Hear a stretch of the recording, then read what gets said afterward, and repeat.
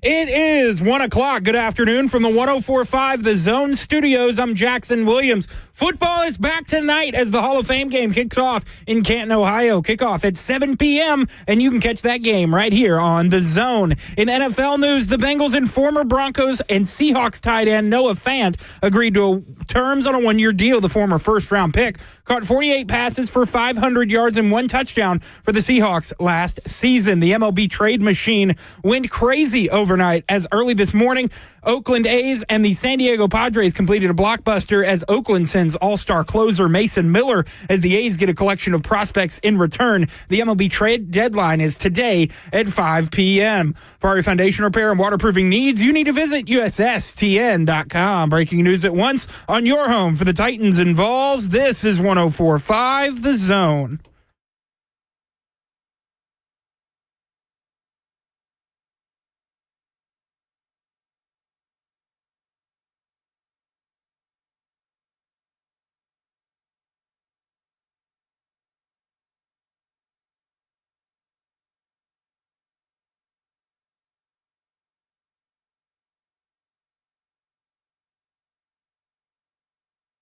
Cover 2 with Blaine Bishop and Zach Lyons here on 104.5 The Zone, powered by All Four Seasons Garage Door. 615-737-1045 is the number, and you heard it in Jackson Williams' update. Football is back. Tonight is the Hall of Fame game for you true sickos out there that are going to be watching that game. Looking at some player props for tonight. Dude, are they out? I'm looking for them. Okay. Because I want to get... I want player props on Hooker. Yeah, I want a Hendon Hooker anytime touchdown on a bet slip tonight. No anytime touchdowns yet on FanDuel as I'm checking right now, because I would do an Isaac Tesla anytime touchdown bet. I'd throw $5. Who's he competing for the job with, Hooker? Kyle Allen. And Kyle Allen's getting the start tonight. What? Yes. Yep. Future Titans where did backup. Kyle Allen go to school? Was he was an ACC guy, right? Was he Syracuse? Or am I thinking of Kyle McCord? You may be thinking of Kyle McCord, but Texas A&M. I thought he went to Houston. In Houston. That's where Houston. I know from. Okay, Houston. yeah. Yeah, I thought he finished up, man. What year? He was he's with the Detroit Lions. He's been in the league since 2018. Right. He had like that one run with Carolina. 2019, where he went like 5-7. He beat the Titans that year. Yeah, I believe so, right? In Carolina. I went to that game. And then he was kind of bounced around to Washington and all that kind of stuff. But watch this. Is he better than Brandon Allen? Yes. Oh, yeah. He's the better Allen, and no that's doubt. the Allen I thought we were getting. I got in the beginning. I kept on saying, is that the guy? And then I looked at him and said, this is not that guy. You're not that guy, pal. Brandon and I Kyle. don't know if there's many backup quarterbacks that you could name that probably wouldn't immediately say, oh, yeah, he's better than Brandon Allen. What about, hey. Oh, Hendon Hooker? Well, he's a third string. Should I'm talking about... Should we get the loser of whoever loses this? Should the Titans get the loser of this Lions quarterback battle? I don't know. of all you UT fans? Oh, of course. Yeah. I mean, I guess like... I mean, I guess it would be good to have, if Cam Ward were to go down, then at least you have Hendon Hooker and maybe people will still pay attention, right? Yeah. I feel like it's more for the eyeballs than it is for the football. If Cam Ward is not starting at quarterback for the Titans, Hendon Hooker might as well be, because at least people will be watching you not win games. I would still be very happy with a Josh Dobbs if he were able to I'm on that count right there. I'm all Dobbs. I'm Dobbs, Winston, somebody at that egg that, we've seen them have success in this league, and we've seen them. Some good quarterback is either going to get cut or traded for, and when I say good, some good backup quarterback is going to get cut or traded for like a 7th round, 6th round pick swap at some point. Because you think it's Joe Flacco? I don't know. There's just Kenny Pickett went down with an injury, so maybe that's not going to be the case. Joe Flacco, like some. Oh yeah, better. someone like that. Yeah, I'd go for that, man. I just, if Cam Ward isn't playing. Season over. So, yeah, I'd go down a Hooker road all day, Jackson. Yeah, I'm with that. I'd be down. Yeah, I think he would probably work with the offense probably a little bit better because he was a more accurate decision maker, progression read. He wasn't a big arm guy. That's why I always thought Milton potentially would be a better NFL player, but Tennessee was having Milton think too much, and that just wasn't his cup of tea. Yeah. Hendon Hooker looked way better than him and how to run that style of offense. So now, talent matters. Talent matters. Mm-hmm. Josh Dobbs will likely not be cut, by the way. I just realized that he is the main and really only backup quarterback to Drake May up in New England. They have three quarterbacks. The third one is Ben Wooldridge. Who's that? I don't know, but it's a real person. Ben Wooldridge. Is he related to Orlando Woolridge? Let's see. Ben Wooldridge. You guys have no idea who that is. He played for Fresno State and Louisiana in the Sun Belt Conference. But that Ben Wooldridge. So what year is this for him? This is what he played. He started playing college in for Fresno State in 2019, and last year. So this will be his first year. He's an undrafted free agent rookie. Oh, okay. So Josh Dobbs is not going to cut. So yeah, Josh Dobbs likely not getting cut unless Ben Wooldridge just has an amazing arm and can't be denied in Patriots practice. Who's been the best backup during you guys' era for the Tennessee Titans? For me, Billy Volek. Okay. That was during your era. Yeah. I'm 40. I played with Billy Volek. Billy Volek was a gunslinger. Like, everything about him was like, I'm throwing deep. Let's just go. Yeah. And that was so fun. And it was fun in practice going against him, too, because I went against him a lot.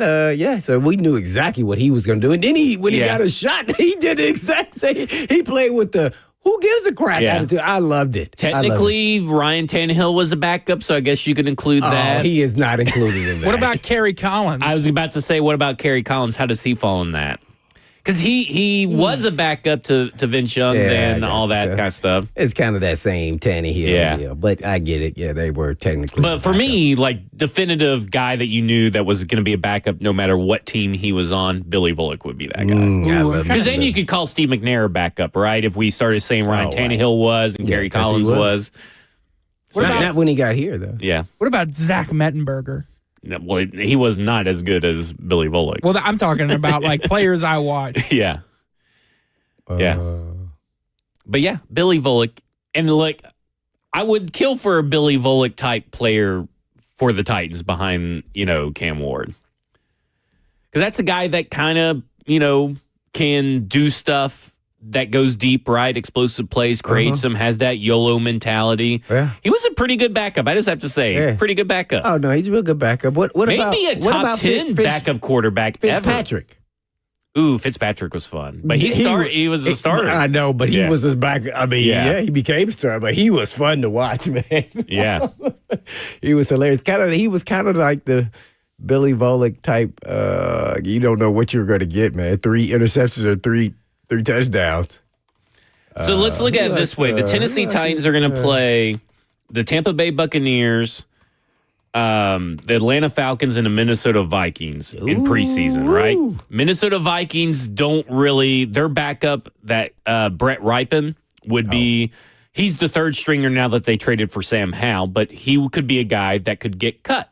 And you're going to play against him. You're going to see him up close, right? So Brett Ripon could be a guy that could come in and be better than Brandon Allen.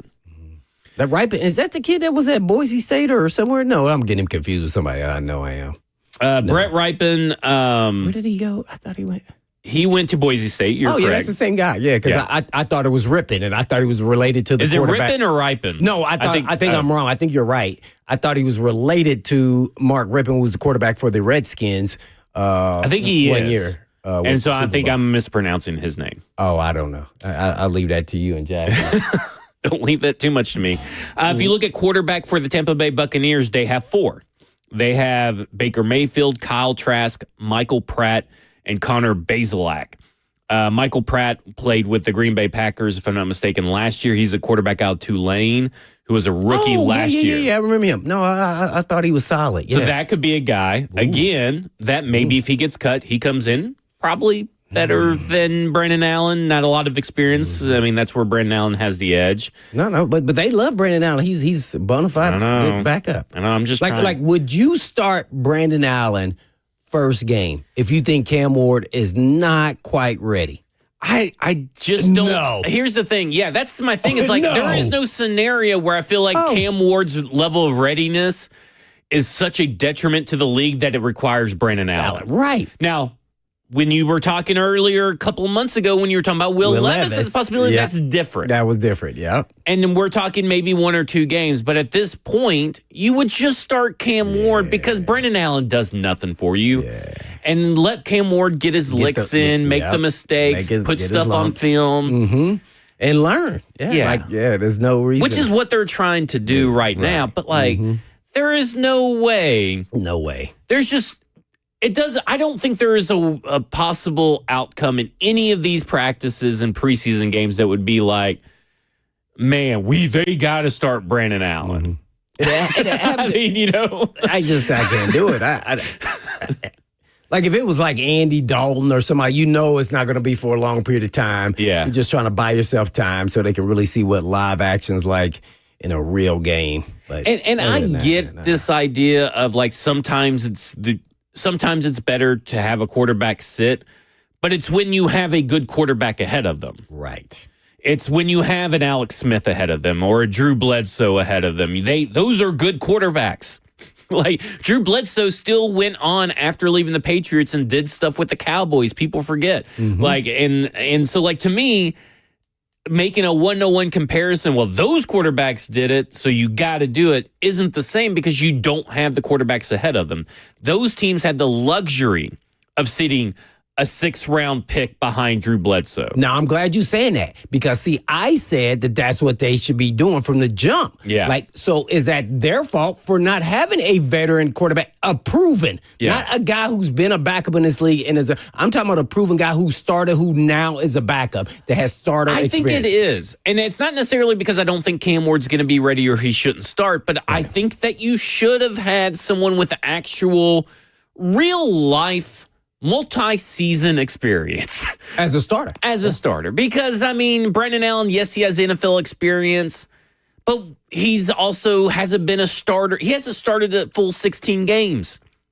He hasn't even played. I think he's only played in 15 total. Has he ever gone into a season as a starter? Right. No. There's your answer. And again, it's not about because I don't think that Cam Ward should or shouldn't. But if you look at what we have seen with the Panthers and the Anthony Richardson and all this kind of stuff and the Colts, and there's different ways to go about your quarterback situation, your rookie quarterback. There's different ways to go about developing them. It's not linear. You can't really just point to one example and say, well, that's the example the Titans should do. But as a team, you should be able to give yourself the option. Because right now, the Tennessee Titans do not, even really with Will Levis, they probably didn't have the option. Mm-hmm. But right now, the Tennessee Titans don't have an option other than Cam Ward week 1, for better or for worse. Mm-hmm. And for those that are worried that his development may get ruined, my big thing is this. If he gets ruined off a couple of games, 2 starts, then he wasn't the guy. Mm-hmm. Now, there's a difference between getting injured is different. But then, because, look at what Marcus went through, a worse offensive line, a worse set of pass catchers in 2015. He wasn't ruined because he started those games in 2015 in an offense that didn't really fit his skill set. He got ruined because of injuries later on down the road. So, to me, I'm just of the opinion, it's Cam. They put themselves in this position, so it's Cam Ward no matter what. Now, you can argue, and I agree with you, at the point you brought up, that, maybe they should have taken a different approach just in case. Yeah. We had Neil O'Donnell. So one year, the Super Bowl year, Mac had back surgery and missed the first 4 or 5 games. Oh, the team was very comfortable in starting a former Super Bowl and vetted starter in this league. And I think that was going to be his first year really as a true backup in the league. I know he was with the Jets and then things didn't work out. But so, that's what I'm talking about. That, you also want to make sure your team is confident in the guy who's been there and they've seen them before win games. So as a starter in this. Well, look at Chris Chandler for your Steve McNair Chris thing, Chandler. right? Oh yeah. He'd been in the league since 1988, and 1995 is when he came over to Houston. And having that guy is a lot better than having a guy like Brandon Allen. Talking about a guy that started multiple games up until that point, and he was like an actual NFL starter for some of his career, and then he became an actual NFL starter for Atlanta for a few years after that. I mean, and then he took him to the Super Bowl. Right. Right. So that was the year that they signed Chris Chandler and then they drafted McNair at third pick, and that he did not like that at all. He didn't even speak to McNair for 2 years. Like they would walk right by each other. Nope, nothing. Because I think he felt like they weren't going to take a quarterback because all reports were saying they're going to take Kevin Carter. And they did not. Well, look, Kirk Cousins and Michael Penix Jr. just recently as last year. Yeah, and that happens because sometimes you just don't know who's going to fall. Now, being the third pick, you knew you were going to have a great shot at getting the guy you wanted. Right. But Penix and Kirk Cousins, I think they thought one thing, and then when it came to their, like, nah, we better secure ourselves with this player down the road. So for me, when I'm building a roster, Blaine, I look for ways to mitigate risk.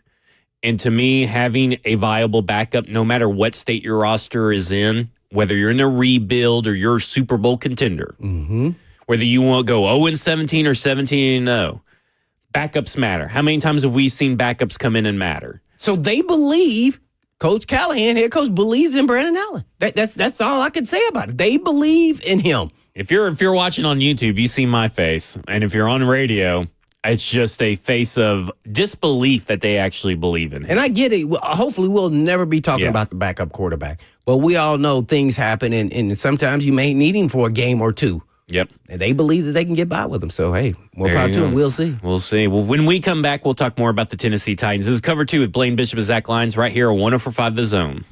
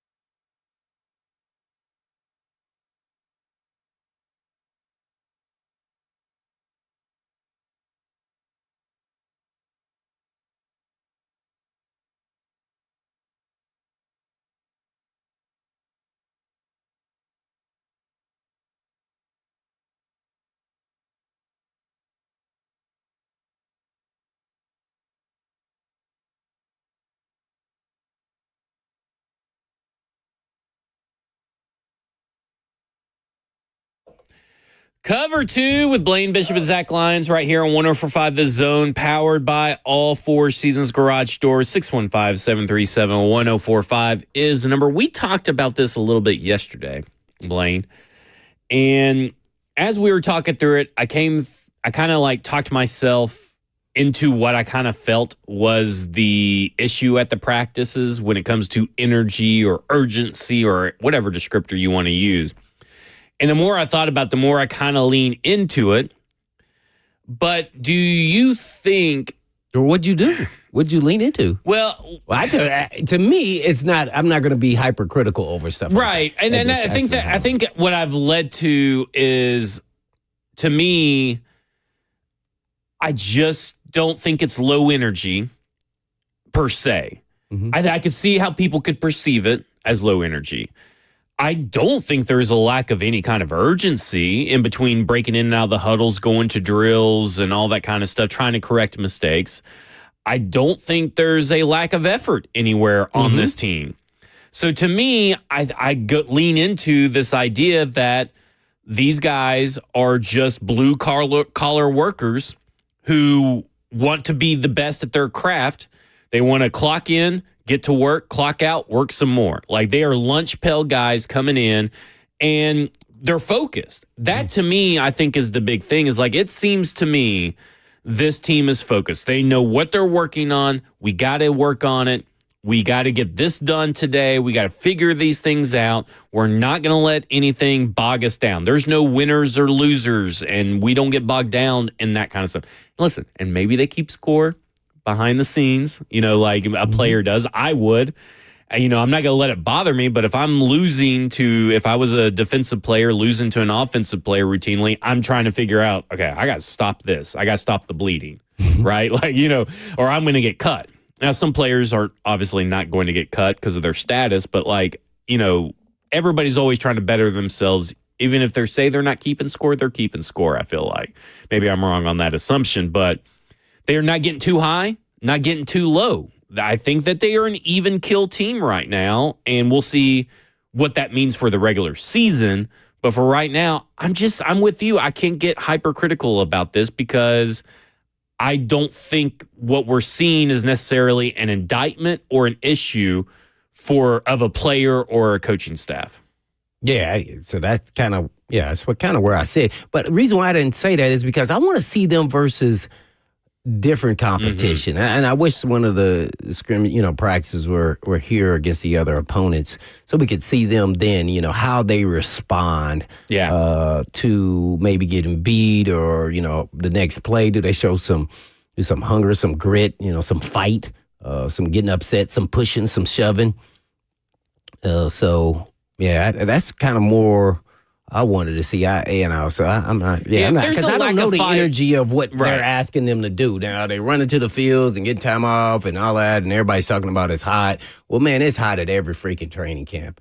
So I don't know if that's the reason why it looks like that or not. But I'm not. I'm more concerned about the execution, and I think everybody knows what they're supposed to be doing out there. I didn't see any blown coverages or somebody not a lot going of the wrong penalties, route. By the way. Yeah, the referees, I thought they could actually call some more penalties, especially defensively with holding. Yeah. But so I thought so too, but I wasn't going to say coming anything. From a former DB who did a lot of holding, right?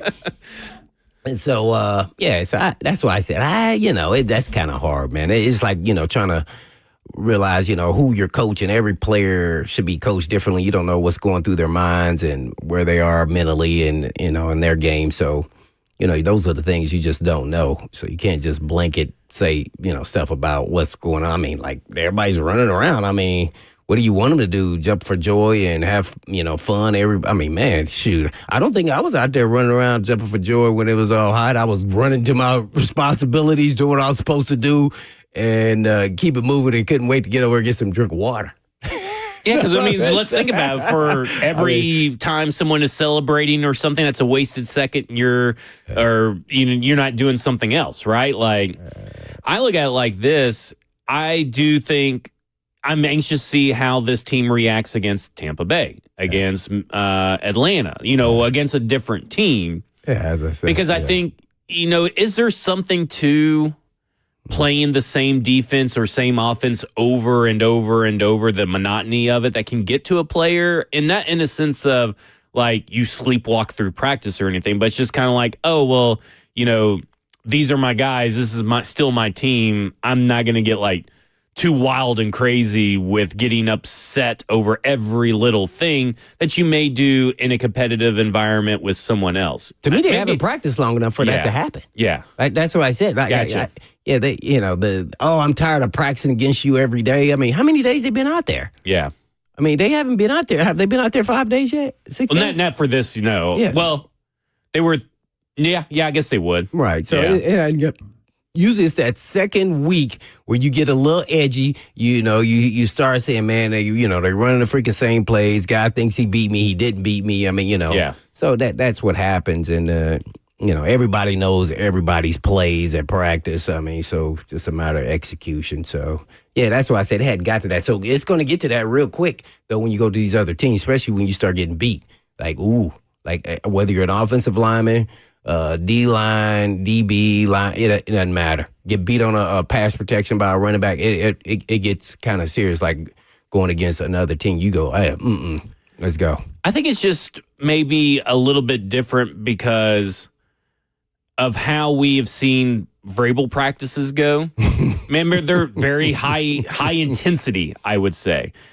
And a lot of that has led to injuries. I mean, and because they even mentioned how they're trying to monitor, Vrabel did, how they were trying to monitor the practices. How many injuries they had now?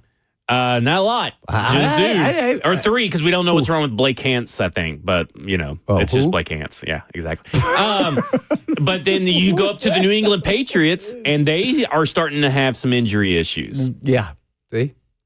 So I know that it's I guess I would put it this way. I understand as a spectator that, hey, I would love to see some high intensity or some energy or something that I can report back on or something that a fan can grab onto and say, oh, man, this team's got. To me, I look at it from this perspective. This is a team that's focused and driven to be better than they were last year, and it's no time for fun and games.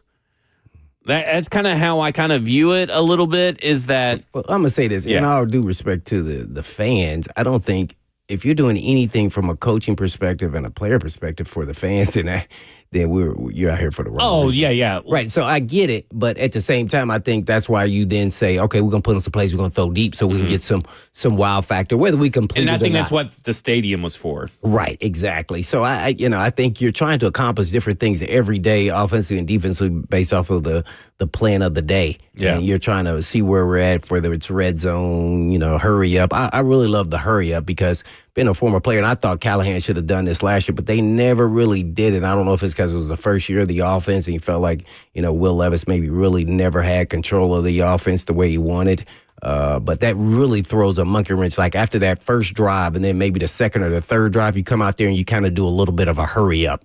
And you can just do it 2 or 3 plays in a row, and that kind of gets the defense off balance a little bit. And then you come back with it, and then, 4 plays later, you just run your offense. And now you're on your heels a little bit, So I really like that part of it. I wish more teams did that because I think it can affect defenses and how you can get them kind of not anchored in to know what to do. You talk about this no-huddle, hurry-up offense. Yeah, I like that. The NFL average for quarterbacks that had at least, I believe, 200 passes last year. 13.5% rate for those quarterbacks of no-huddle offense. Mason Rudolph landed at 16.7%. Will Levis landed at 6.3%. And just to throw it out there, Will Levis was way worse without no huddle. Again, why would you not utilize it? Now, listen, this is pretty skewed because Jaden Daniels ran 63.3% of his pass plays from no huddle. So that's a large number. The next largest is Russell Wilson at 31.2 up in with the Steelers. So that's a huge margin there. But that is kind of telling again of like, okay, will they use more no huddle with Cam Ward? Those are the questions that are still lingering out there about this team. Yeah, and I'm not saying doing it every game, Right. but when things aren't clicking the way you want to, you got to start throwing curveballs. It also helps you kind of get in a rhythm, right? Yeah, I think so. For me, I've always liked that in certain offenses where, man, you're struggling a little bit against the defense. So, yeah, sometimes that changes the whole game, and all of a sudden, everything kind of opens up to the way you thought what you were going to do going into the game starts working. So it just depends. It's a feel thing. It's not like something, I used to always watch Tom Brady, and he would do it, and it's not planned. But I was thinking it was like, hey, man, nothing is working. I'm going to do a little bit of hurry up here for a couple, series of plays and see what Peyton happens. Manning was kind of like that, too. Peyton Manning, all those guys who kind of really had control of their offense, they can do what they really wanted to do. Mm-hmm. So those guys are very experienced. So I think as now when you're dealing with a young quarterback, you kind of got to do that and tell them, hey, we're going to do this next and see if we can loosen them up a little bit. They're throwing a lot at Cam Ward based on what Nick Holtz has said, Greg Cosell has said, Cam Ward himself has said. Throwing a lot at Cam Ward to make things really intentionally difficult for him because he's going to see difficult defenses to start. Now, do you think that maybe they need to throw in some easy stuff to kind of get him in a rhythm before going to this intentional? What do you think about that versus like, it's not the same as what we were just talking about because, we're talking about in-game situations, but do you think that is there a reason for the Tennessee Titans to maybe start getting Cam Ward in a rhythm to stack some good practices, some easy stuff to get into a rhythm? Should they be considering that at all in these practices? Well, first, I'm going to go back to what you said. They are intentionally making it difficult. I don't think they're actually doing that. I know that's kind of how it's been conveyed. I think they're saying, look, he has a good grasp of the offense. We're going to run our defense, and we're just going to see where it all plays out. That's you can call that intentional, but I think that's what they're really saying because we think he's advanced enough where he can handle all these things. Yeah. And whether he has success or not, we're going to get to see. Now, and he's going to have stuff on tape that he can learn from. Absolutely. So some people can call that intentional. I think they're just saying, hey, he has a good grasp. You run your stuff on defense, and we're just going to see how he reacts and responds. Does he check out of some plays? That he gets everybody in the right spots? And we're going to see how advanced he is. Because we all know on the board is a little bit different when the pieces are out there and you're going live. So that's kind of how I'll take the intentional. Now, secondly, they didn't have planned out who they knew they were going to play in preseason. So let's don't act like we knew you were going to know you were going to be playing until the schedule came out. Yeah. Right. So all these defenses are somewhat different, but yet they're going to be test worthy for you in different kind of ways. So I do like that. So he will be tested as far as understanding. Now, how much will he play? Now, practice is only so much, but how much is he going to do in a game? Because are they going to do that excuse where last year where they were like, well, Will Levis had a good week of practice, or we felt like he got a lot of good stuff in versus, And remember, I said I thought he should play more. Yeah, and he didn't play a lot. Even the offensive line and everybody. Well, you go back to the Bengals, right? They are notorious for not playing their starters the entire preseason. Yeah. They're changing that this year. I think way the practices are set up, and where you're not playing a lot in preseason, I think you should be playing a lot, even if it's not until the last game. And I know a lot of people, there's different ways to go about it, but I think they need to play more, the starters, to develop chemistry, especially the O-line. I bet you could ask Ramon this, how they can get into a rhythm of run blocking. And that's why, at least from Titans' perspective, I always felt they were behind with the offensive line in the run blocking because they're not playing enough.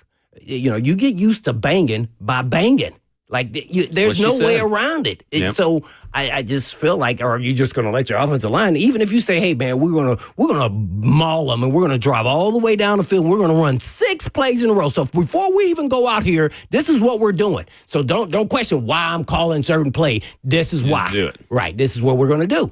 So to me, because if you can't run the football, you're already putting your quarterback in bad trouble. So I think you got to get the offensive line up and revving more than anything else on offense. So I'm just a big proponent of that. How you go about it, you can do it. You can wait till the second game, or you can play them a half in the first game, or wait till the third game. I don't know what's the best way, but I know they do need to play more and more on the attack.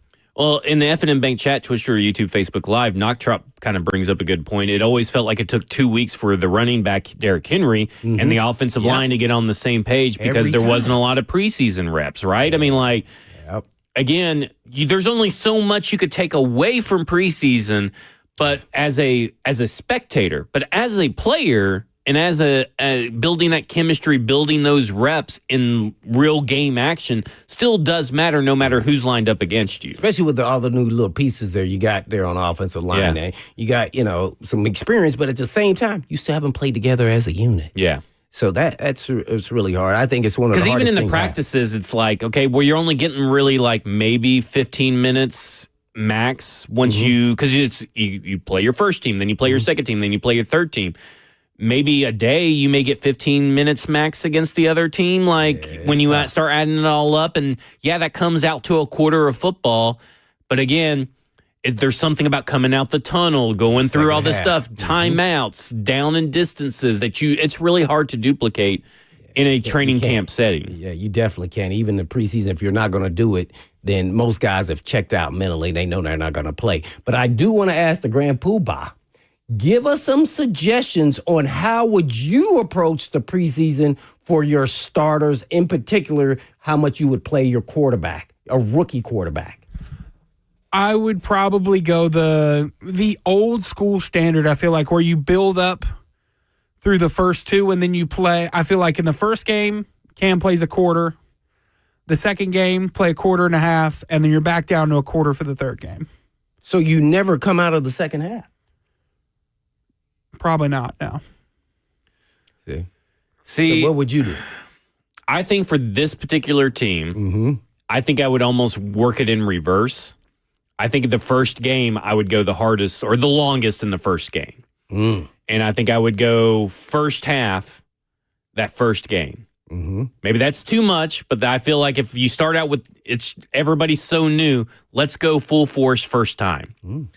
And then I'm going to go second game. I may bump that down to a quarter, 1 quarter in the first half, the opening quarter. I may actually just do I think I'd do that. And then in the last game, I think I would do the middle 8. The last 4 minutes of the first half, the first 4 minutes of the second half, maybe even a little bit longer if I need to see more out of that team coming out of the second half. So you're going by half? I mean, you saying what is the third game? The third game would be the middle 8 at minimum, which is so you're not starting them. Not starting. That's them. what I'm getting at. But I started the first 2 games, so Right, hopefully, if I need to see more from them after the first 2 games, then maybe I do start them on there. But I think I would do. So you saying second quarter and third quarter? Yeah, second quarter and third quarter, last 4 minutes, first 4 minutes, and then if I need to see more from them coming out of that second half, I keep on playing them maybe just a little bit. The reason I want to do that is because I want to specifically in that last game work on the 2-minute drill coming into that half, and then specifically coming out of the half, seeing how that starts, because I haven't gotten that in any of the prior games. That would just be my philosophy. I'd be open to suggestions. Do you guys remember what they did last year with the new offense? No. Because I want to say they never... It was just the first, they did a 15-play drive last year, if I'm not mistaken, that they went down the field, pulled them after that. I think they only did 1 drive, and then maybe a quarter apiece the next 2. I don't think he came out the second half at all, did they? I would honestly... We need to check that. That second game, I would have him come out for the first drive of the second half, then pull him. Yeah. And that's what I was going to say. I was going to have him do 1 quarter, then the second preseason game, that's the first game, preseason game. In the second preseason game, I'm playing 2 quarters and then the first drive in the second half. And then, by the way, I'm going to get 2 birds with 1 stone. That first drive, 2-minute drive. Now you're done. Going into the third game, I may debate if I want you just to start or play, or maybe I pick different players that I want to play and see a little bit more. But I'm an advocate of not playing. But I do... There's a part of me I want them to play because it's just not enough. At least get them I want 20 plays from some kind of way. So I could flip it and take that 2-minute drive and put it in that game as well. But I do want them to play somewhat that third game because I don't want to go a whole long 3 weeks of not playing. Yeah. See, and that then how you hence get rust, right? Right. Real people don't understand. If you're not playing, you will get rusty in live action. Something I've wondered, so with the preseason and all the substituting, do the two coaching staffs talk about it? Like what they're trying to get accomplished in these exhibition preseason games? Previous relationship. Okay. Like them having scrimmages, working all week, I You think may get a then that little happens. view of it. Yeah, Of- I think they get a better shot of that. But if you don't have a previous relationship and you're just playing the guys in preseason, I don't think so. Because And then maybe you could look at their previous, like if it's a coach that's been there for a while, look at their previous tendencies too. Okay. Because sometimes you'll see starters out there versus twos, and then it's just like, oh man, they didn't coordinate that. like last year with the Titans, like the Titans offense, everybody got so excited because they went right down the field on the Seahawks, right? on the Seahawks twos, and yeah, it was all their twos. They didn't go down the field and drive it down the throat of the ones. They took the twos out. Yep. That's right. That's a good memory right there. All right, we'll continue talking about the Tennessee Titans when we come back. Cover 2 with Blaine Bishop and Zach Lyons right here on 104.5 The Zone.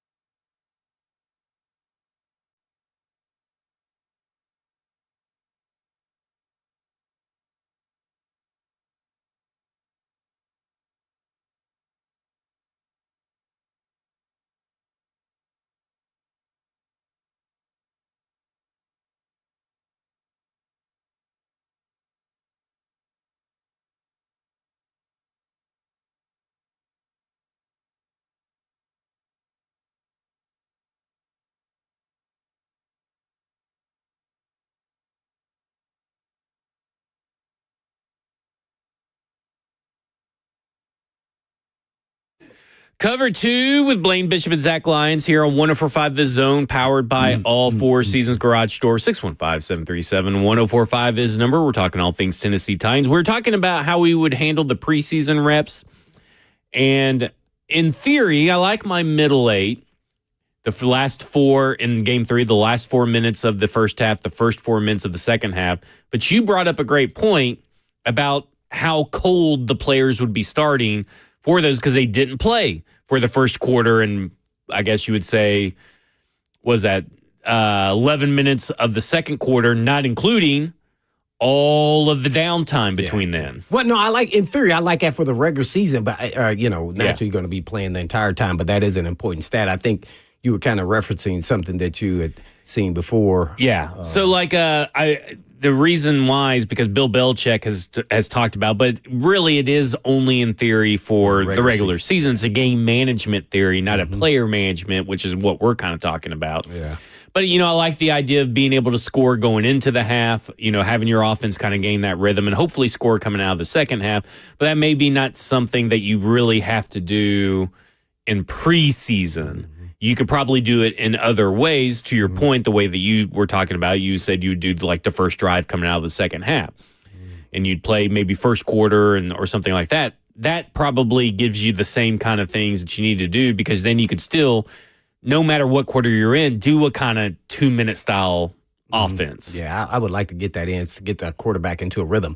But what you were talking about during the regular season, I think Vrabel actually used this because when he was the coach, they always would start the second halves with a drive. I felt like with almost a scripted drive. A scripted drive, like it started the game all over again. And so I don't think that was every time, but I felt like that happened, at least in those days where they had success there with Tannehill. So just for college football people, last year, the Arizona State football team, good team. They're big on the middle 8. And they actually outscored opponents in that last 4 minutes of the second quarter and first 4 minutes of the third quarter, 63-13. And you saw them in the college football playoffs, right? That led to success. And it started with Bill Belichick, who Belichick built an entire game management theory around this simple realization. If the Patriots could manage a drive at the end of the second quarter that would keep the opposing offense off the field for almost an hour of real time, for a guy like Peyton Manning, that's an eternity. No offense, no offense, no points, no plays, no rhythm. And when Manning does finally get back in the game, he and his offense have lost their edge. So it's a great, and the middle 8 is a very important game management theory for the regular season. Probably not practical for the preseason. Yeah, no doubt. And Vrabel did follow that because he felt like, we're just going to run them into the ground and they're going, they're not going to be in rhythm, and it worked almost every single time.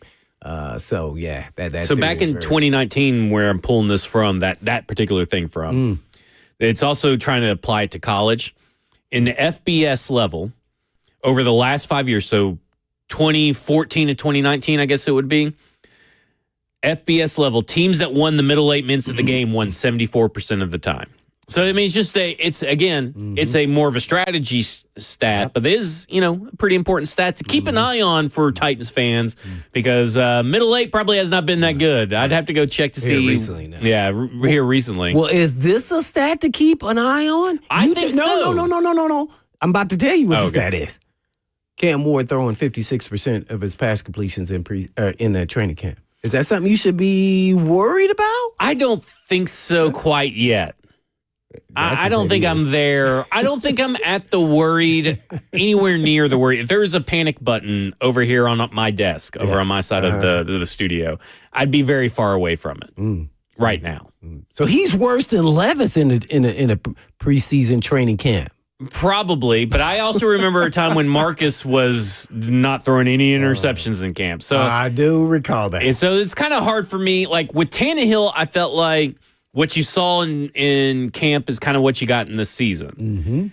With Levis, I don't think that was necessarily the case, and with Marcus, I don't think that was necessarily the case. So I'm just going off recent camp stat history, right? So I don't know what really is indicative from the quarterback perspective of what is actually going to happen. And I think it almost requires a little bit of hindsight. And maybe that's not fair. But also with Ryan Tannehill, you kind of had a whole career to base this off of. So you kind of knew what you were getting with a veteran player. With a rookie, I'm not sure how much you can translate to take away from here to there. I'm not there on the panic button yet.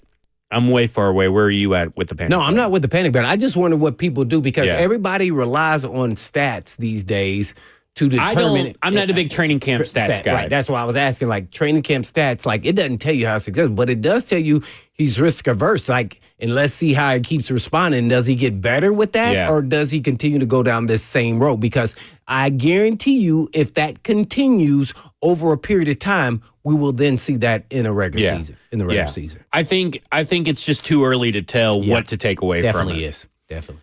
But I will say this. We were talking yesterday about Cam Ward in the red zone in college, and that stat we couldn't quite remember. Right. Guess what? I got that stat and more stats from his college time in third and long situations, red zone situations. We're going to talk about all that when we come back. This is Cover 2 with Blaine Bishop and Zach Lyons right here on 104.5 The Zone.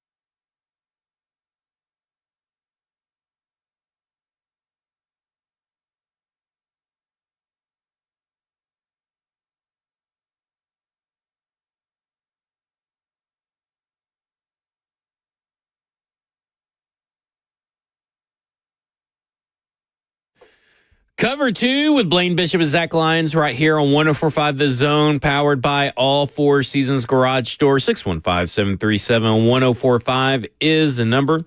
Let's talking a little bit about Cam Ward, because yesterday we kind of brought up the struggles that he was having in some of the drills. The red zone drill from Saturday's stadium practice was very eye-opening for me. Was like, the pass catchers in that first team, they're very small, it feels like.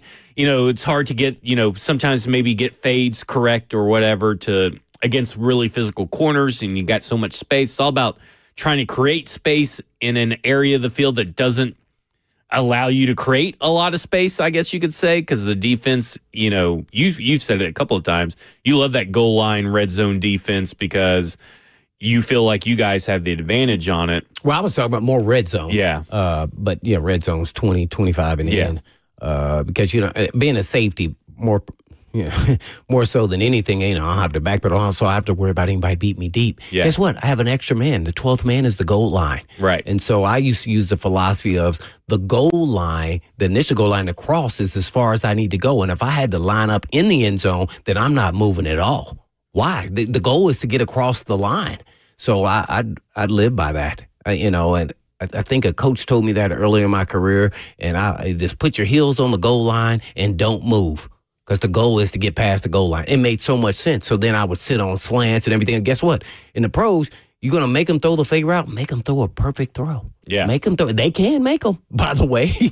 Right. So you better be keen to it. But guess what? You're eliminating the slant or the quick pass game early on, and then you react to the fade. And that made it so much easier for me in the red zone. So there was a stat. Remember when we were talking about Cam Ward, Shadur Sanders, the draft prospect stuff, I read the stat that I found very alarming from Lance Zierlein that he put in Cam Ward's scouting report. And I'm like, man, this doesn't seem like it really makes sense. This is through the draft process, right? This is through the draft process. This doesn't seem like the Cam Ward that I saw on tape.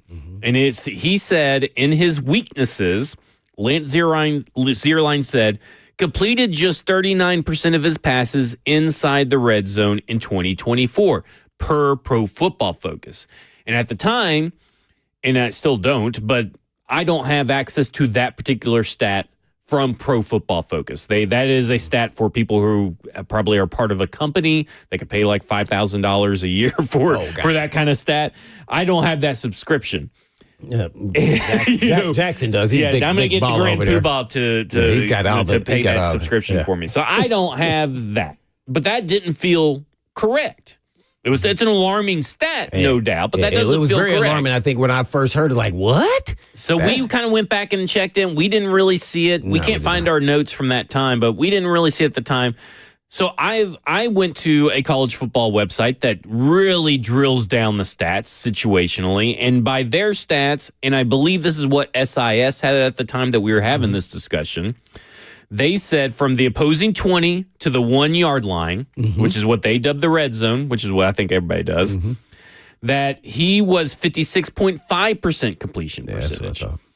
Threw one interception, but he threw 21 of his touchdowns in that red zone area.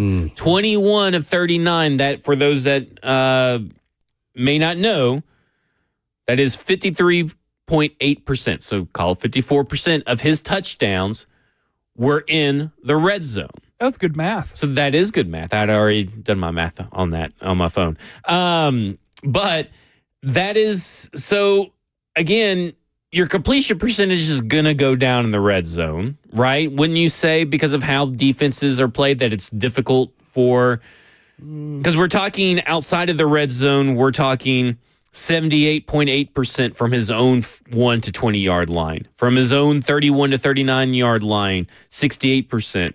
From the own 40 to opponent 40, he's 68.1. From his opponent 39 to the 21 yard line on the opponent's side, he's 68.5. Then it drops down to 56.5. Completion percentage. Well, all I can say is in the red zone, the windows are much tighter, and he has to have a quicker release, and he has to get the ball out, unless you're throwing the fade route. So those are tougher throws, a lot more traffic. So I would say that's a little more difficult. in the red zone, especially when you get into the pros. But it also depends on who's your weapons you're throwing to. Right. See, so, it was always intriguing to me. We had D-Hop, and it seems like he couldn't be in the break as far as red zone efficiency, at least with the Titans. With the other teams, it seemed like there was a factor, but not as much as I thought it would be with the Titans. So the red zone is much more difficult. Sometimes you just got to have that guy who is just going to make a play, and you got to believe he's going to throw it up there, and you got to get the mismatch. So other than that, you can design some really good plays versus certain defenses that you know is going to get you some scores. But it's really, really difficult. So I'm interested to see. That's, the red zone, it told us a little bit there in the scrimmage at the stadium that, how difficult it is. And by the way, I mean, our starting corners right now aren't, Pro Bowl level type corners. They're good, solid, players in the NFL. So I thought he would have maybe somewhat success a little bit there, but size matters in the red zone. Yeah. Wingspan and all that. That's where length and everything else comes into play. I would agree with that for sure. Looking at this, I thought was a very interesting thing too, because I was hearing Nick Suss was talking about it on Buck's show earlier today, and we have seen them really work on third and longs. They've been working on that. I guess the Tennessee Titans, and I'm not going to be surprised by this stat. I saw they were doing that yesterday. That the Tennessee Titans were very bad at third and long converting last year. 9 or more. Yeah. Cam Ward has been pretty good. Just overall third down conversion rate for Miami is number one in the NCAA last year. They were also number one against FBS teams with winning records in third down conversions, with 53.7% converted on third down. So I wanted to drill a little bit further, right? I wanted to go to what he did on third down and 7 and 9 yards, third down and 10+ yards to go. And he completed a first down on those scenarios 40% of the time on 7 to 9 to go, and 52% of the time on 10+ yards to go. So, I mean, pretty high rate for 10+ yards to go to convert for first down on that kind of situation. So that is something that looks to improve, because I believe the Tennessee Titans were converting at like a 20% clip. And so, like, he doubles that easily already. But again, that's what you're looking for. He did one yesterday where it was a 3rd and 15, and he ended up converting on a 3rd and 16. Mm-hmm. I think that was to Lockett, right? I believe is somebody across the middle. I can't remember. I do not remember. And my notes are. They were home. doing down and distance, which I really love that, because now the offense or the defense could say, "Oh no, you wouldn't have got it here or there." Now it's kind of to be really live action if they would have converted. And I look at these kinds of stats, and I'm like, okay, that shows a guy that's unbothered. Mm-hmm. That shows a guy that we have talked about numerous times that is a flat line. Like when it comes to no ups and downs, not going in the peaks and valleys emotionally or mentally.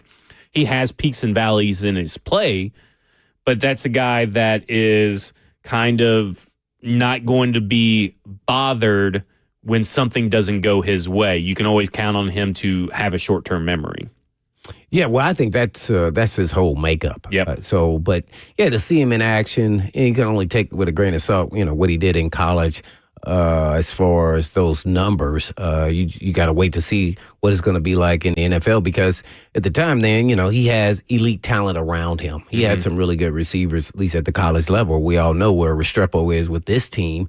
And he's a back-end roster or practice squad player. When you saw what he said about Calvin Ridley, like Calvin Ridley's just another whole nother level. So, I mean, I think we must not forget that he still has to go and prove that he can do that in the NFL. And even if it's at a, half of that, that's better than what they got last year. Right. And that's what I would really want to compare him to, what Will Levis did in those circumstances versus what he is going to do. And I think that was a good measuring stick, because I think he'll be ahead of him because he just has more of a quarterback mindset.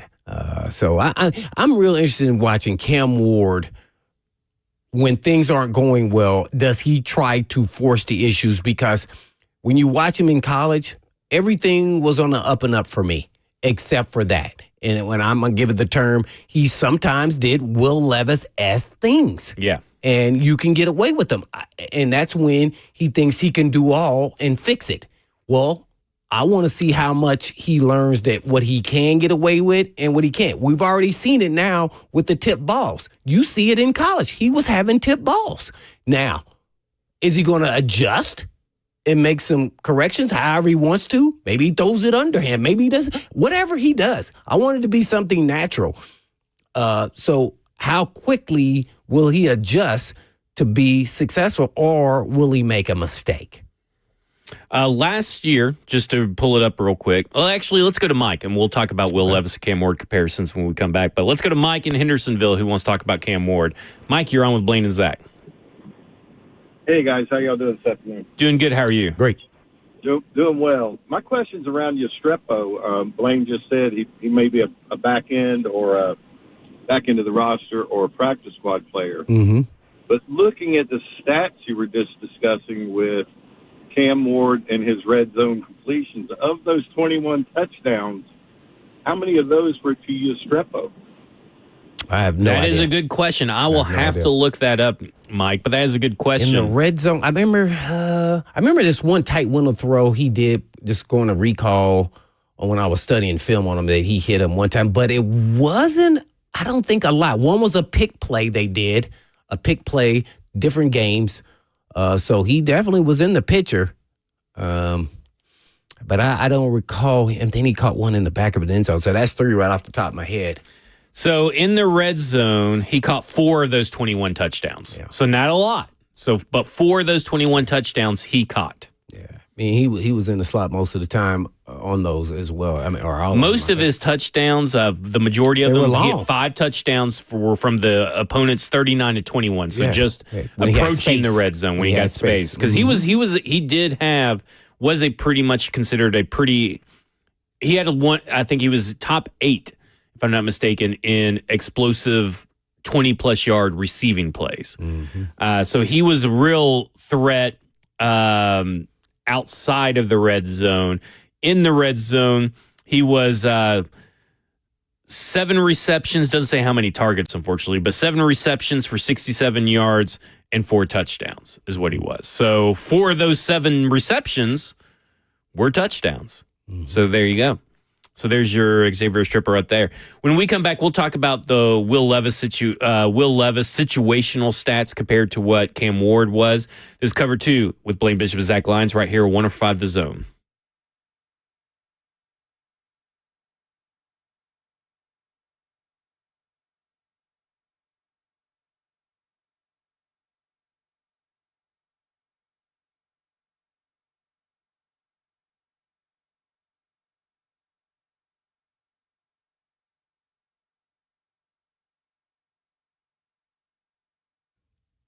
Stinky, stinky, stinky. Is that what it was like the last time you were at an auto repair shop? Smelly, greasy old rags laying around all over the place?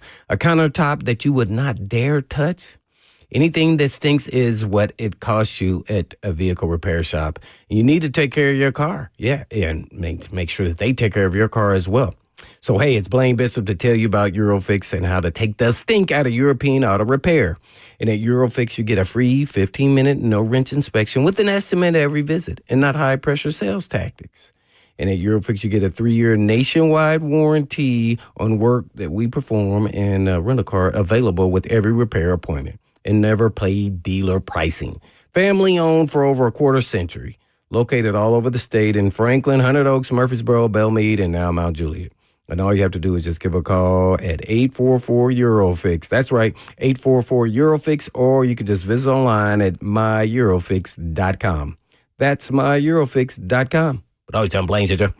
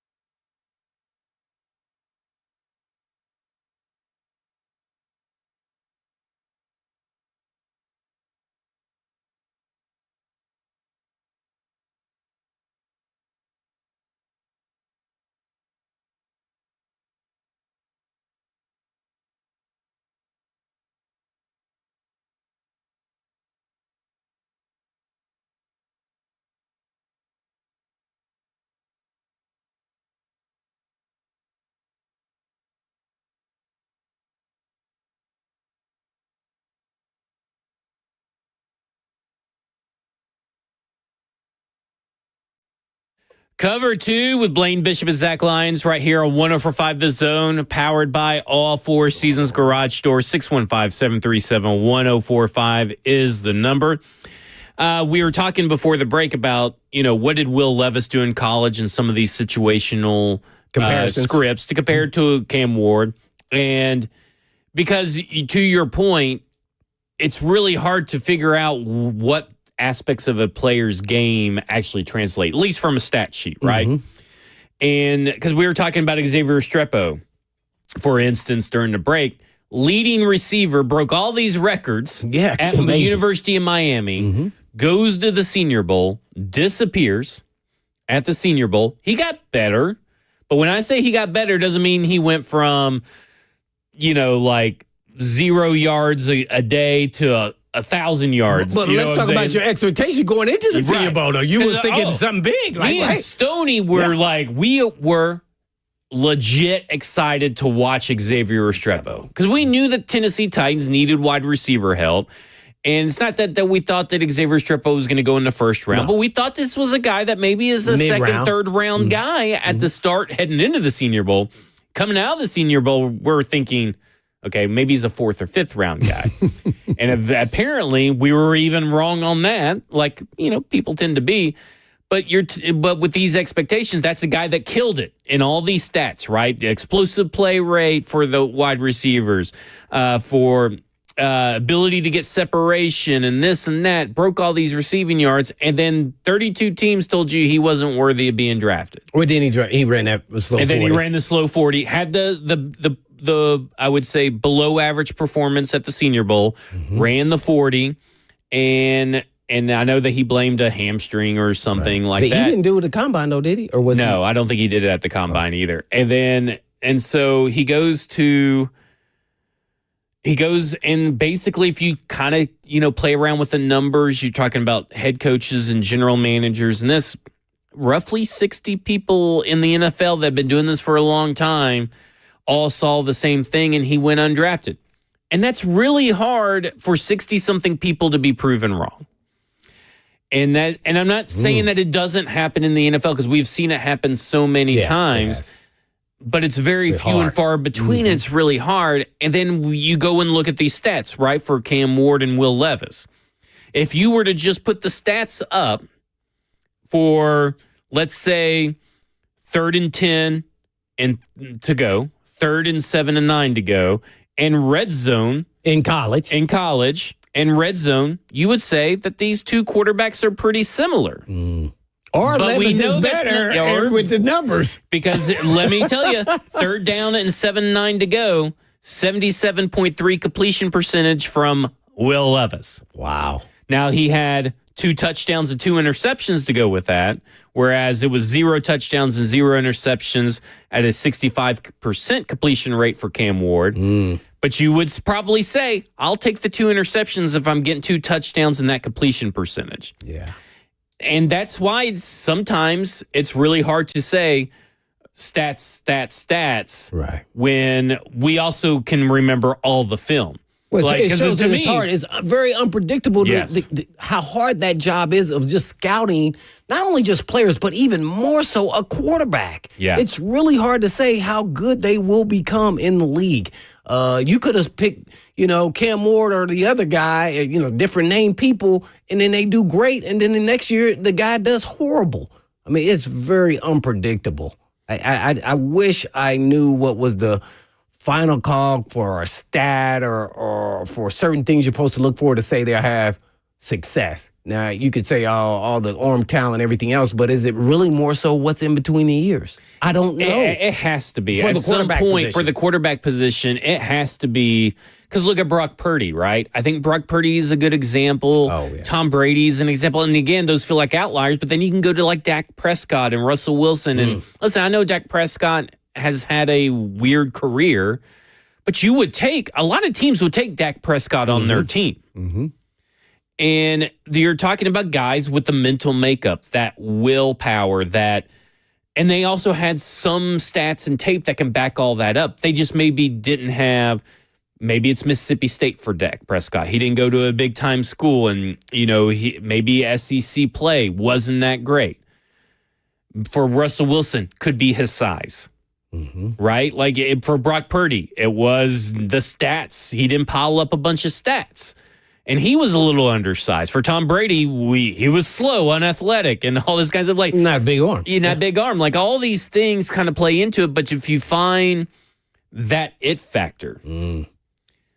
So to me, this feels like. And I would say Cam Ward has it factor. Yeah, Cam Ward has that it factor. And I think that's why versus Will Levis.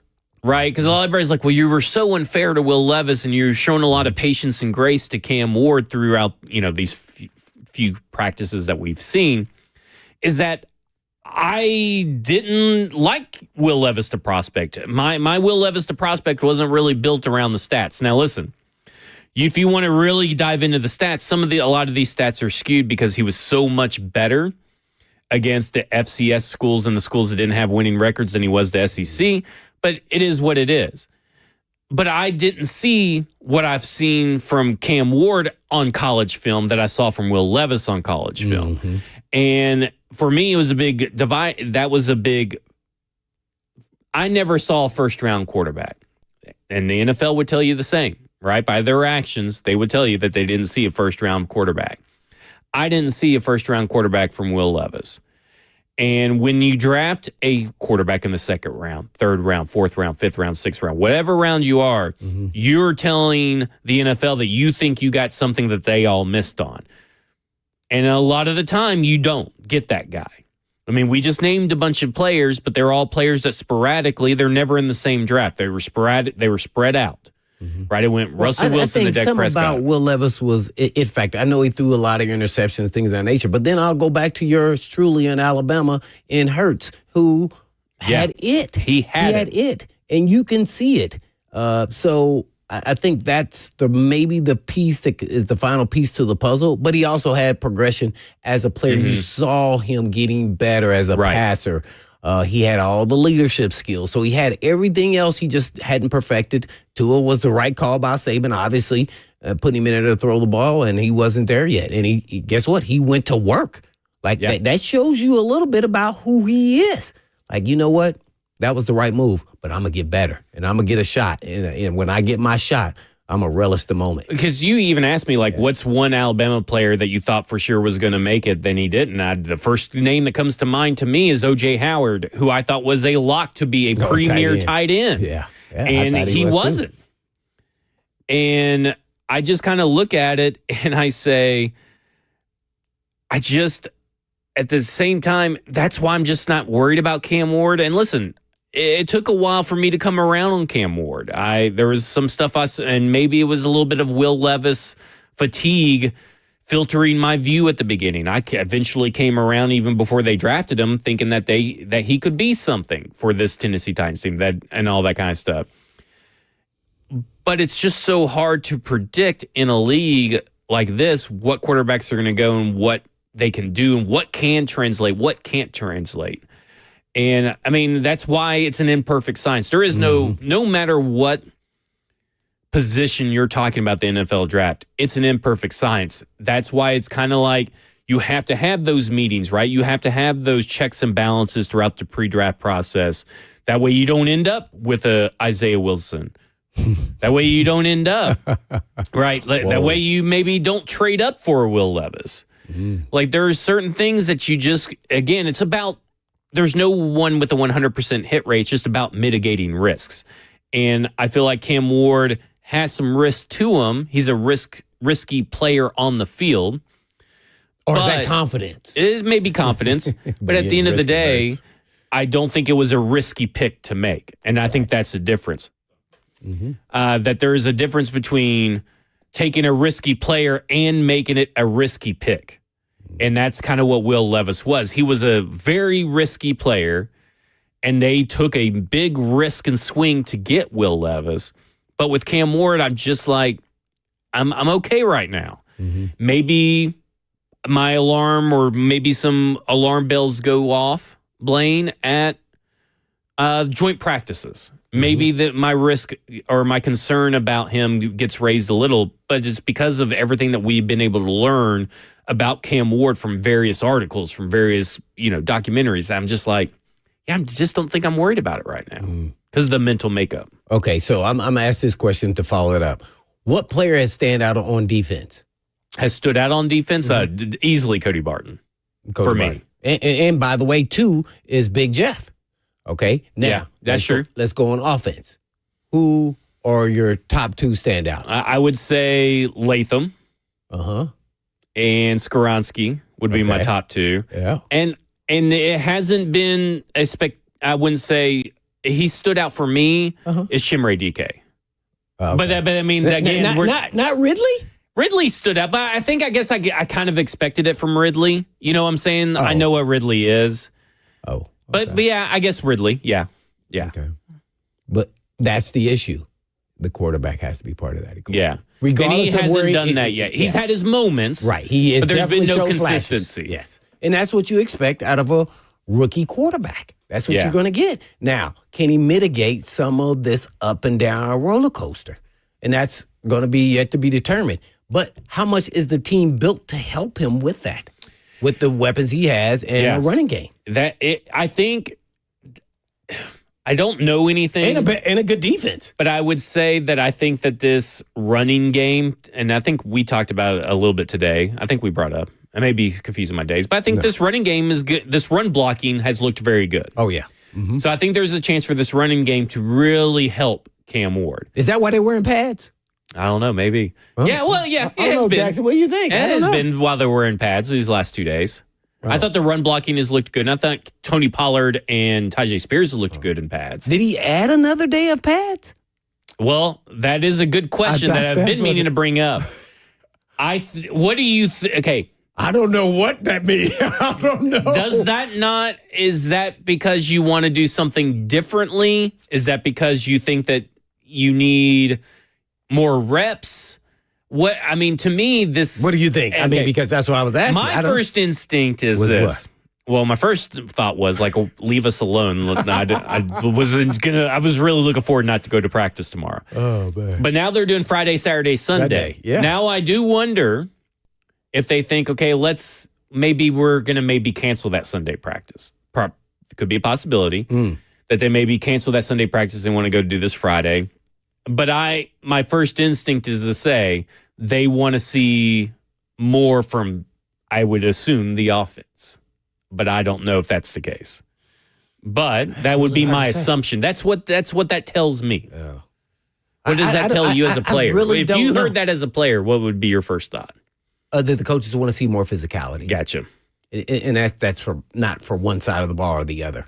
And that could be also coming from coaches on both sides of the ball. So maybe they haven't seen the physicality, or they want to see the run and the run defense where they don't have to hold back. Yeah. Yeah. So that's the first thing that comes to mind. Because most players are going to be like, pads? Oh, my gosh. Yeah. Man, dang. Dude. And as a skill guy, I'm like, I'm not going to be taking nobody to the ground regardless. Yeah. I'm not in this practice. If we want to go turn it up a notch, then now we about to be in some real trouble, because I don't know how to be that in between. I was either full blast or no. Yeah. So yeah, that's what it tells them. They want to see physicality. Yeah. See, that it makes me feel like there's something they need to see.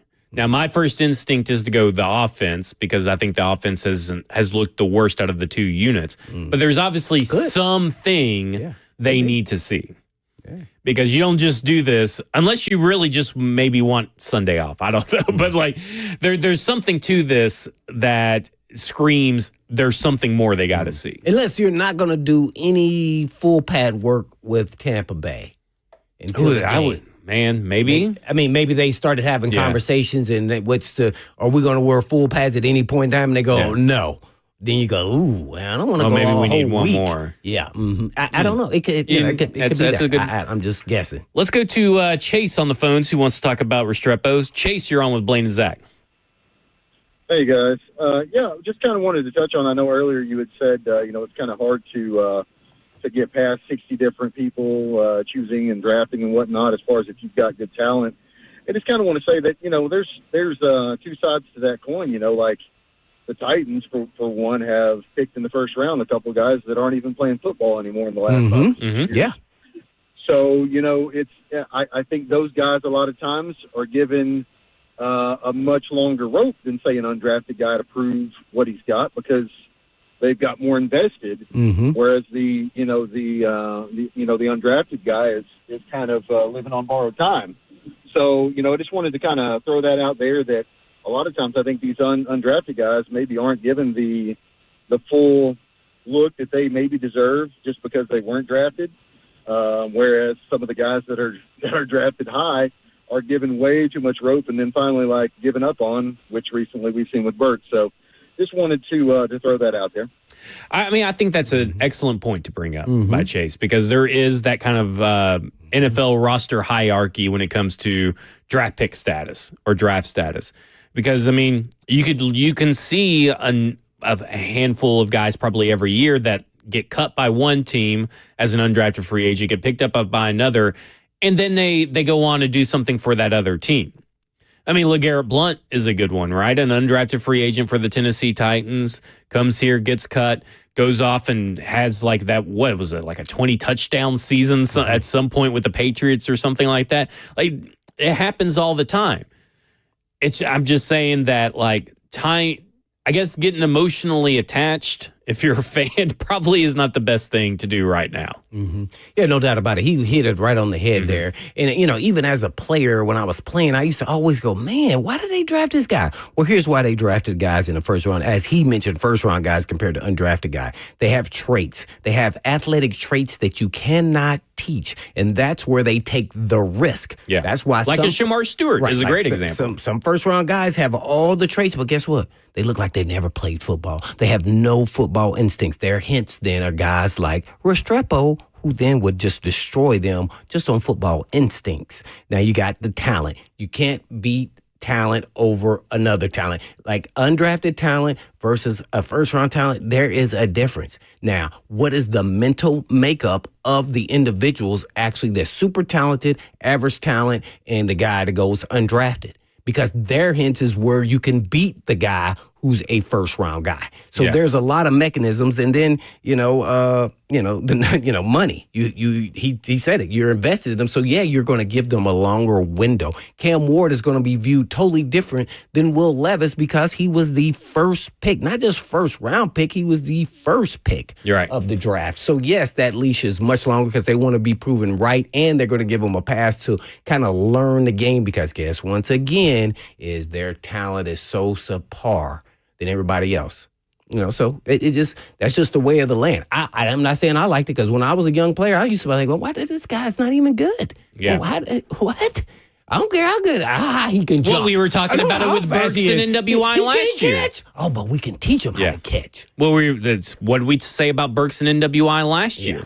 Though he's going to be the guy that probably gets the leash, and he got the leash because he was the first round pick. When NWI was probably the better wide receiver the whole way through. And probably, I think it is. Kind of admitted that to a certain extent. Yep. Yeah, he did. It's not fair, but life is not fair. Obviously. Yeah. But when we come back, we'll wrap up our conversation about the Tennessee Titans. It's cover 2 with Blaine Bishop and Zach Lyons right here on 104.5 The Zone.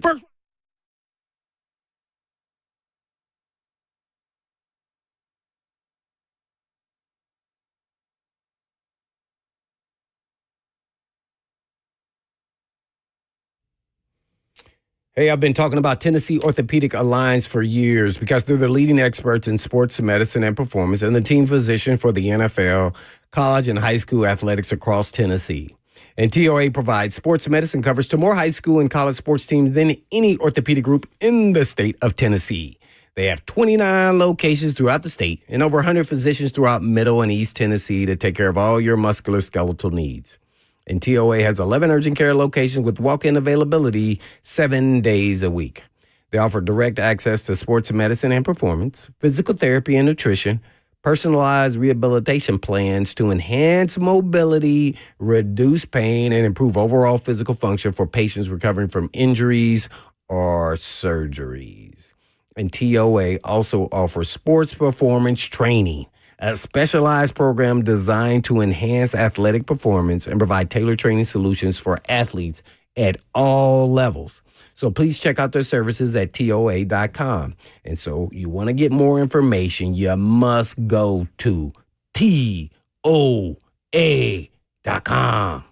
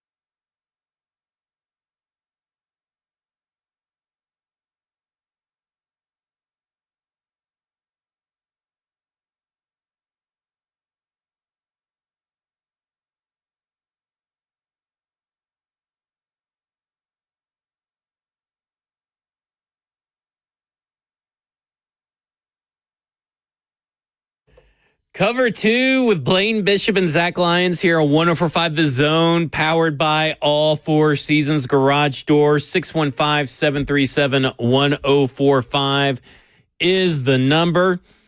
And I do want to play this clip from Greg Cosell. Do you have the audio file up there, Jackson? Because he was on 3HL yesterday, and he talked about knowing if Cam Ward had a good day or a bad day. And I'd like to get your thoughts, because there's some stuff I think he makes good points with, but then there's some things I personally disagree with. So, Jackson, if you're ready, play the clip. We're talking about this defense. Obviously, Cam Ward didn't have a great day yesterday. A little bit of a bounce back today, better in the beginning of practice, but then once it went unscripted. I'm going to just push back on that, Dawn, if you don't mind. And I'm asking you this as a representative of a fan here.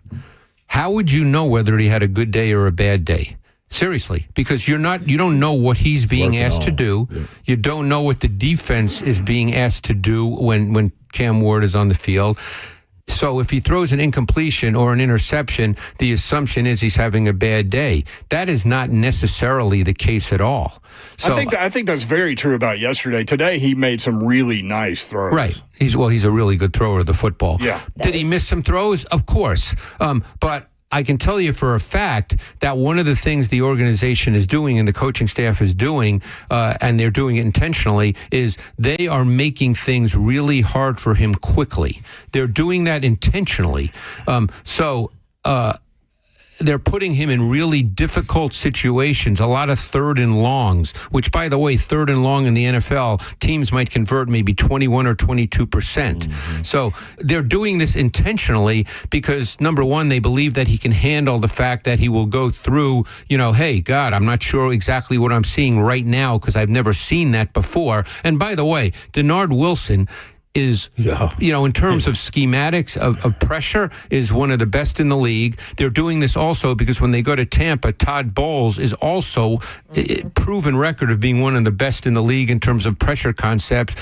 So they want to put as much on Cam Ward's plate as possible. So, I think people have to understand one thing, that what training camp is for a lot of players, but certainly for rookie quarterbacks, is about failure and learning. That's what training camp is about. So coaches never they don't think in terms of failure. Oh, he had a bad day. They think in terms of, this is now a great learning way now. Now we see this, he sees it, we have it on tape, we sit with him, we go over it.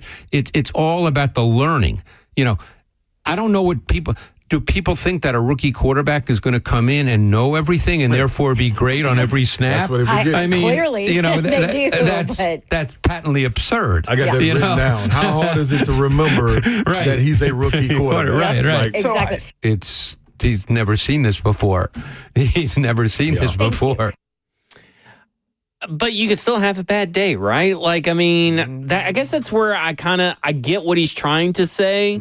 That's not a bad day if you learn from it. But, if you're in a game and you have a bad game, you could still learn from it. But objectively, you had a bad game. Well, I definitely understand where he was coming from a positive perspective. But from a fan perspective, you see he threw to the other guy. Whether whose fault or not it doesn't really matter in the same context. So, it's everything about learning, and everything is about actually the quarterback and him getting better being a rookie quarterback. But I think what happens is he's going to get scrutinized like he's never been scrutinized now that you're in the National Football League on a day-to-day basis. I can't say that really happened to him throughout his career. Now, he had some things to help him respond to having some bad days or bad games. So he is more equipped to handle it.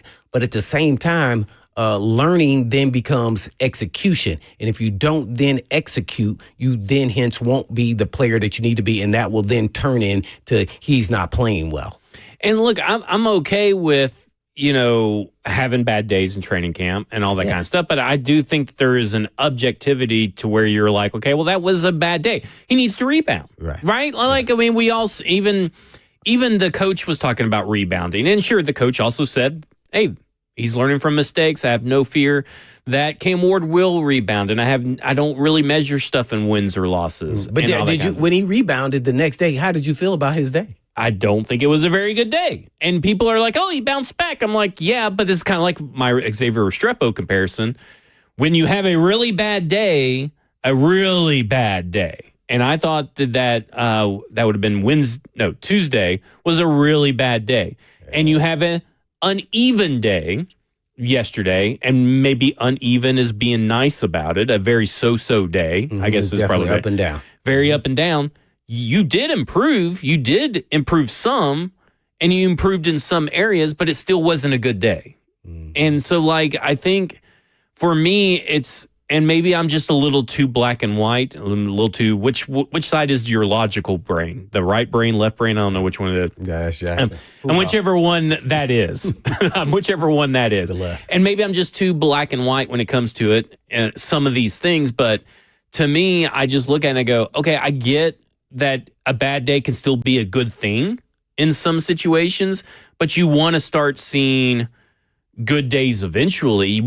How long does that get to be a theme? Right. Well, I think he's referencing this is his first go round. And so everything is a teachable moment.